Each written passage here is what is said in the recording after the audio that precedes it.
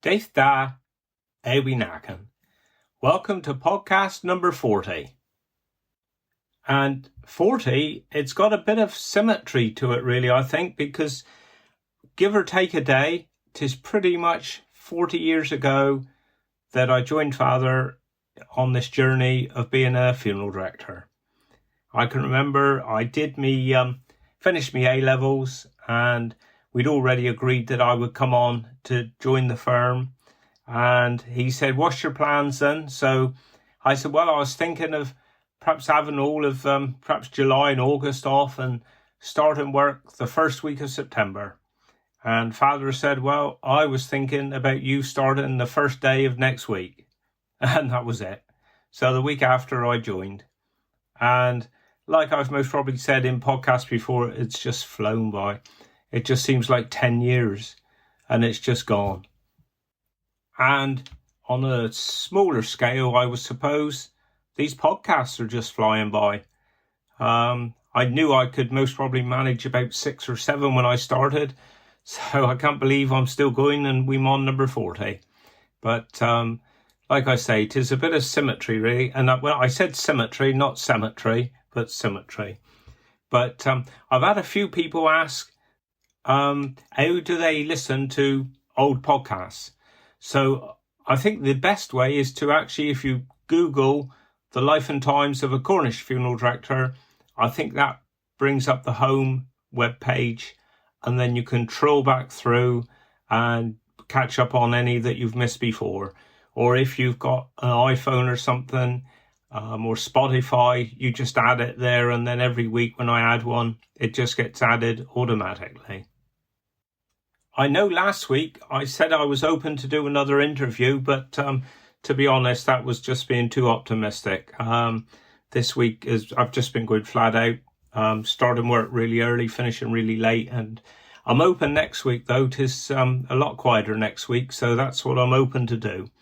But we did manage to have a couple of days off last week, went up to England. One of her children wanted to see a rising pop star, Harold Styles, I think he's called. I haven't heard any of his songs, but so we went up to London and then come back to work and hit the ground running on Friday. And we had a couple of funerals down St Morgan, and then this week we went up to St Genny's. So I don't know if you've ever been there before. I suppose 'tis between Boscastle and Bude, really, looking out to the sea. 'Tis beautiful. 'Tis just so peaceful. And I did put a couple of photos on our RJ Bray Facebook page if you want to have a look, if you didn't see it.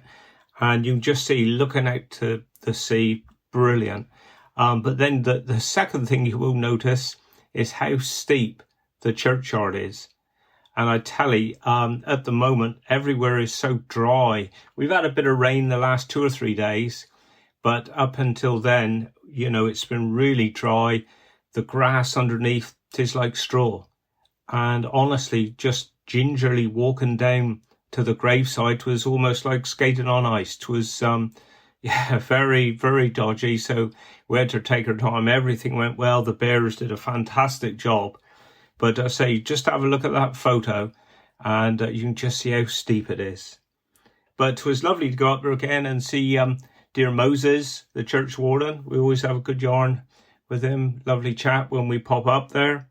And then that was the beginning of the week. And apart from that, our week has really consisted of trips to the crematorium and services at our chapel here in Weybridge, and we've had one burial out at Amble. But Tuesday was interesting because it was quite relaxed. We was all on schedule. We left to go to Glyn Valley, got as far as Slades, and road was blocked. And I was sat there for well over 5 minutes, and you saw an odd car coming towards you, so you thought, oh well, cars are getting through, don't know what it is. And then it dawned on me, these cars was actually cars up ahead that was heading to Bodmin that was having to turn round because they couldn't get through. So what we had to do then, we actually went cross country. So up through St Mabon, Elland, down through Elland Bridge, up through Elland, and got to the crematorium that way. So that was a little interesting. You've got to think on your feet a little bit. Times like that, you think everything's planned and then something unexpected happens. So I'm recording this on the Thursday night, and the tragic news have just been confirmed of the 5 men that were killed in the submersible that was down looking for the Titanic. And I think debris have just been found close to the wreck of the Titanic, which was absolutely dreadful. Very sad news. It's something that's been on the news quite a bit the last few days. And of course, with all these news stories, they always get your experts on to talk about different aspects of it and that. And one thing which got me thinking a bit, naively really, is that when you walk down the beach there in Cornwall and you're going into the deeper water, I just thought, obviously the water just gets deeper as you're going in. And of course, to listening to these experts, then it kind of dawns on me that didn't quite like that. And under the water, there's valleys, there's mountains that are just as tall as the mountains that are here on dry land. And they've discovered water, volcanoes, everything just covered by the sea. And, when you think, what was the Titanic? A couple of miles down, was it, I think? And it's something I never really thought about, really. And, of course, then that developed a bit. And then I thought about, obviously, the land of Lyonesse, which, was washed away, covered with water. And I thought perhaps that's what I'll talk about this week. So for any of you that heard about Lyonesse before, according to legend, it was a kingdom which was really a long stretch of land going from Land's End, which is right on the end of Cornwall, stretching to what is now the Isles of Scilly. So according to old literature and everything, Lyonesse was meant to be a really fertile land, and I think the people were meant to be really prosperous. And it says that then one day in the 11th century, it was destroyed by a tidal wave, perhaps a tsunami, I don't know, and it disappeared overnight. But apparently there were quite a few towns, and I reckon, 140 churches is what's been, I've seen been written about it before. And there's stories that there was only one survivor, and he had been out hunting that day, and he wouldn't at home kind of thing. He kind of heard the noise, and he escaped riding his white horse. And that was a chap called Trevelyan, or a Trevelyan is another variation on his name. But the story goes that he was on his horse escaping, and one of the horseshoes actually came off. And after that, there are descendants apparently from him, and on their coat of arms today, some of them have the white horse, and quite a lot of them just have 3 horseshoes on their coat of arms. And one old family, really old family in Cornwall here, surname is Vivian, and they claim to be descendants of him. And they also claim that he was the last governor of the lost kingdom of Lyonesse before it was swallowed up by the ocean. Also, there's mentions of Lyonesse with King Arthur, and some say 'tis where King Arthur fought his last battle against Mordred.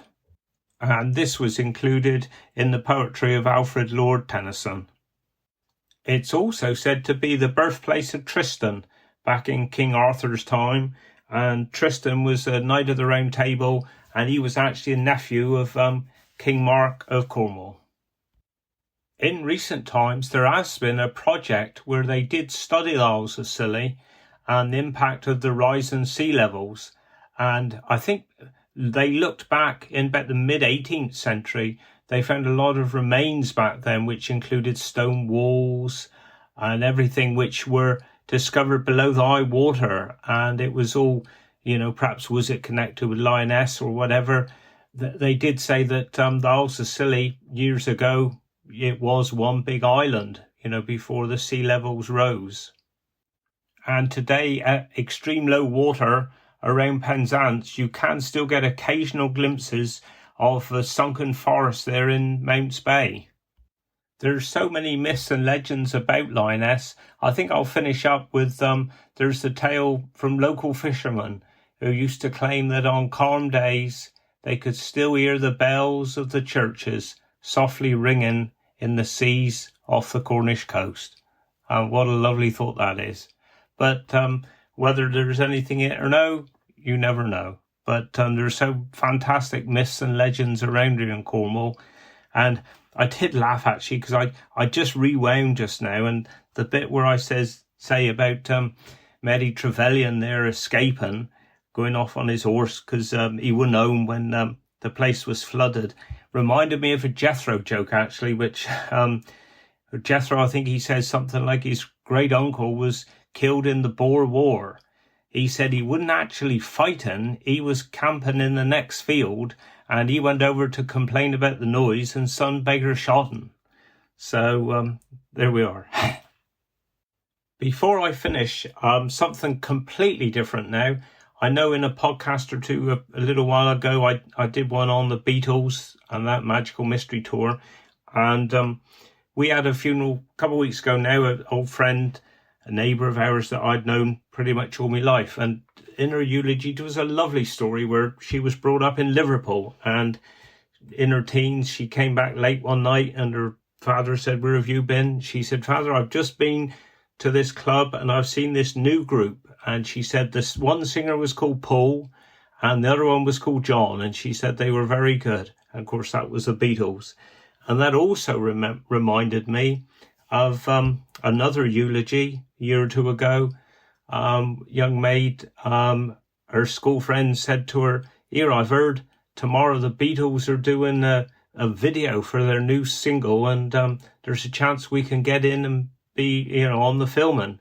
So they skived off school and they actually went and they got into the studio and they were there and you could see them on Hey Jude. And I just love stories like that, it is fantastic. I think for me Cornish dialect word of the week, 'twill be the word "wass on." WASSON, which in English means what is going on. So you'd say, "Get on, mate, what's on? What's on?" And I think my Cornish word, well, it'll be two words for this week, is for good evening, which is Gurthuar da. Gurthuar da. So there we are.